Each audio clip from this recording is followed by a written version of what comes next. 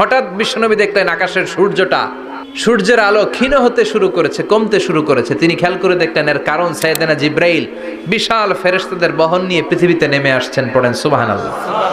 এসে বললেন, ইয়া রাসূলুল্লাহ, আমি 1,40,000 ফেরেশতা নিয়ে নেমে এসেছি। আপনি কি জানেন না, ঠিক একটু আগে মদিনাতে আপনার এক প্রিয় সাহাবা, তার নাম হচ্ছে মুআবিয়া ইবনে মুআবিয়া আল মুজানি, একটু আগে শেষ নিঃশ্বাস ত্যাগ করেছে।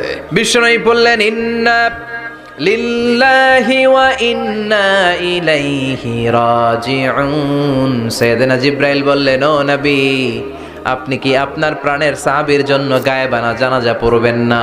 বিশ্বনবী বললেন, অবশ্যই পড়ব। সাহাবীদের মধ্যে ঘোষণা দিলেন, ও সাহাবারা, তোমাদের ভাই মুআবিয়া ইবনে মুআবিয়া আল মুজানি কিছুক্ষণ আগে মদিনাতে ইন্তেকাল করেছে।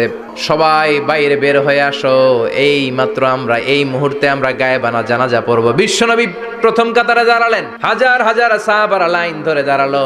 সাইয়েদনা জিব্রাইল 1,40,000 ফেরেশতা নিয়ে সাহাবাদের পেছনে 2টা লাইনে দাঁড়িয়ে গেলেন। প্রথম লাইনে 70,000, দ্বিতীয় লাইনে আরো 70,000, 1,40,000 ফেরেশতাদের বহর। আর সাহাবারা মিলে আল্লাহু আকবার বলে গায়েবানা জানাজা শুরু করলেন। নামাজ শেষ। বিশ্বনবী তো অবাক, ঘটনা কি? কোন সাহাবীর গায়েবানা জানাজায় তো ফেরেশতা নামে না আকাশের উপর থেকে।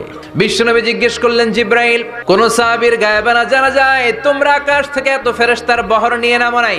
কি এমন আমল করেছে আমার মুআবিয়া? কি এমন ভালো গুণ ছিল, ভালো আমল ছিল, যার কারণে আরশের উপরে তার এত সম্মান?